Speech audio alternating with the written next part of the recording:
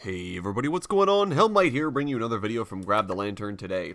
Today I wanted to give my first sort of rundown of the Riot Pls where they talk about the item Overhaul, now that we finally have some details and I can finally talk a little bit more about how this system is shaping up. I did give my sort of general impressions to their general goals when that came out, but now that we have some more information, I would love to talk a little bit more about how these items are going. So, first and foremost, the most important thing here, if you haven't seen the video, is that Mythics are the sort of cornerstone items for every champion.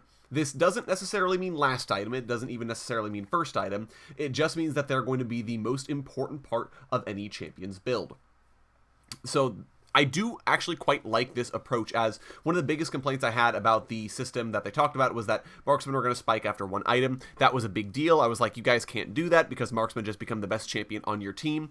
But instead, this system actually says that, sure, this is still the most important item in your build. You will spike after building this, but also it doesn't mean that you're immediately the most useful champion on your team, because so many of the stats of these mythic items are spread out over the rest of your build because they grant you additional stats per legendary item you complete afterwards. So I really do like that approach because it solves that problem. It means that, sure, you can get your Crimson Shield Bow first, and that is your core item, that's the core part of your build, but you also won't reap the full benefits from that until significantly later in the game when you manage to get the rest of the build. So that's really cool. I really do appreciate with how that's sort of been thought of, and it does mean that because these items are the most important part of champion builds, that Riot will have an easier time of saying, well, what items should champions be building first, and what items can we sort of tune champions around, rather than the current system where, sure, you can tune one particular item that everyone loves, but it's just going to change the build to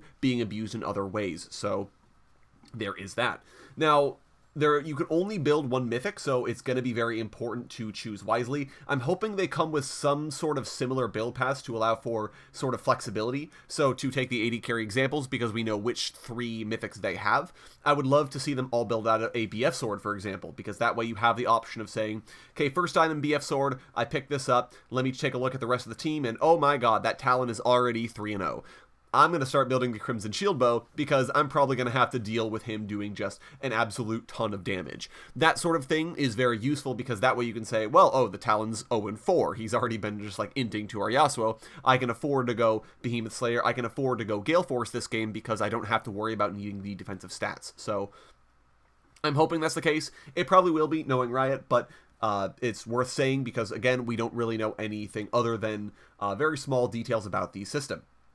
Now, to talk a little bit about these mythics that they did reveal, I think they all seem like they serve very interesting niches for AD carries, and I don't think that they necessarily feel bad or overpowered. Now, I might be proven totally wrong once these items do come out, but they don't seem particularly broken. It might be possible to abuse the stat boost they give with their unique stat upgrades. So, for example, I'm an AD carry, I bought a Guardian Angel, I bought a Crimson Shield Bow, I bought a Maul of Malmortius, and now I'm just unkillable because those items gave me extra armor and MR, and each of those items individually gave me armor and MR, and now I'm super tanky for no reason. That's my potential problem with it, but I do think even if you went for that kind of a build, your damage would be so much lower in comparison to other marksmen that it wouldn't be, you would sort of be opting into a more durable, survivable AD carry build as opposed to full damage. So at the end of the day, it doesn't feel like it's going to be that bad, at least as far as I can see. I do really like Crimson Shield Bow so far. I think it's a good way of saying, sure, I'm a marksman, but I do want survivability against these assassins or divers that are coming my way. It will likely see Phantom Dancer removed from the game because those passives are just too similar. They're very similar items in terms of stats they give as well. So I don't feel like we'll see both of those items in the game, but I do like it as a first purchase. Behemoth Slayer is the one that's been giving a lot of people some sort of worry because of how potentially powerful it can be. Remember, though, that true damage is mostly irrelevant against squishier targets. They were already going to take high damage from your auto attacks in the first place. So this is more useful for games where the enemy team is like 3 to 4 tanks. Yeah, you're going to need that true damage in order to actually chew through those front lines. And because it scales better with missing health, it also means that these tanks won't just get bursted to death. You kind of have to hit them for a while in order to get them to a point where you can sort of go for it. So I do quite like that. I'm hoping, and this is sort of a best case scenario for me, but I'm really hoping that this will see the rework of Ginsu's Rageblade. The icon was still in the shop, so we can't say, you know, 100% that Ginsu's is no longer going to be in the game. I think it's very clearly that it probably will still be around, but I don't like that.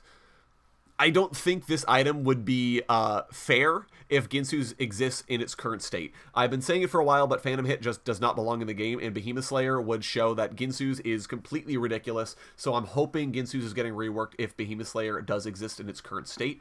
It's also very similar to the Blade of the Rune King, which makes me a little concerned about stacking both of those items and being able to just evaporate tanks, especially if you can go Ginsu's. So this might be a replacement for Blade of the Rune King. Again, we'll have to see, but there's potential here, as Riot did say that not all of the Mythic items will be new. Some of them will be replacing older items, so that would be my candidate for a replacement for Blade of the Rune King. Finally, Gale Force. I know a lot of people are like, oh my god, every champion can buy mobility.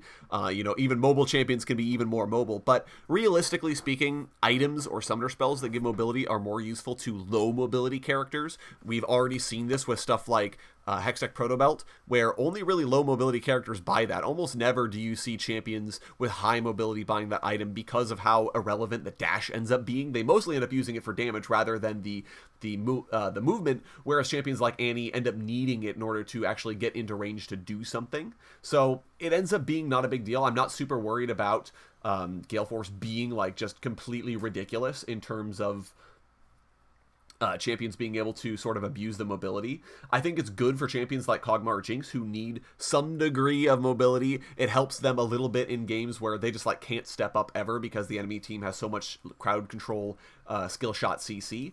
So I do think that Gale Force is in a good spot. It's a little on the weird end because it's sort of like I want Crimson Shieldbow to live, I want Behemoth Slayer to do tons of damage. Gale Force is kind of a I want to live, but also it's not like a guaranteed live. I don't know. It's in a weird spot. I do like that they added the damage component to it, as that means that Gale Force will have some offensive uses. I think that's always important to have on these defensive items. Otherwise, you just never use it offensively. You always save it to try and get away. The fact that you can dash on someone to potentially kill them is kind of fun. So I do like that about the item.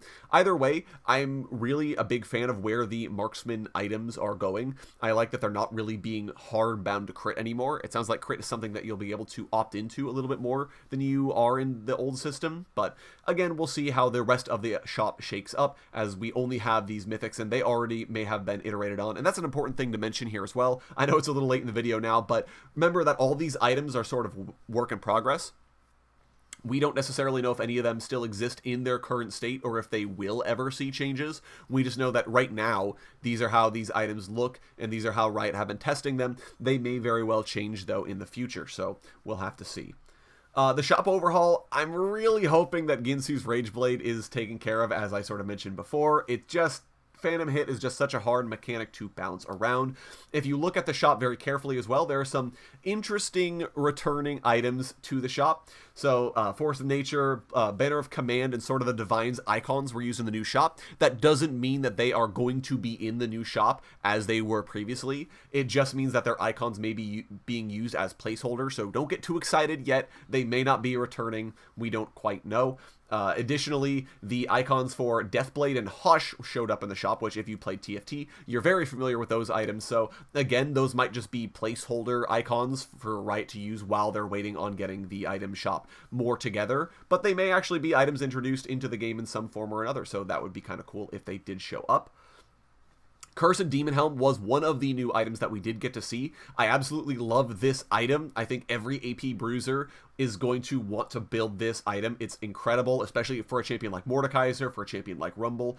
I can even picture champions like Lilia buying this item, sort of whacking somebody once, dashing away with her movement speed, waiting for the armor and MR to tick up, and then being able to go all in and go for the W without needing Lilting Lullaby for setup, because you're just so tanky at this point that it's not that big of a deal.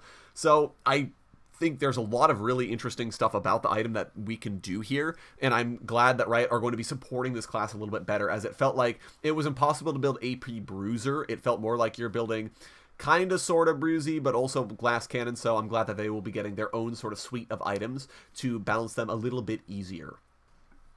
Also, people did point out some things that they noticed as well, including an item called Battering Ram, which was revealed over on Mark Yetter's Twitter. He's been talking a lot about items, so if you're interested in more of this context or where I've been getting some of this context, that's generally where I've been looking. It was an old fighter mythic. It's already been heavily changed, so don't worry about Battering Ram being in the game as an item because it's been changed quite a bit. They are still exploring stickiness options for a fighter mythic in order to give them some way of sticking to targets in a situation where, for example, you're dealing with a Callista or you're dealing with a Lucian or otherwise a champion that's very slippery and difficult to keep up with when you're a champion like, let's say, Garen.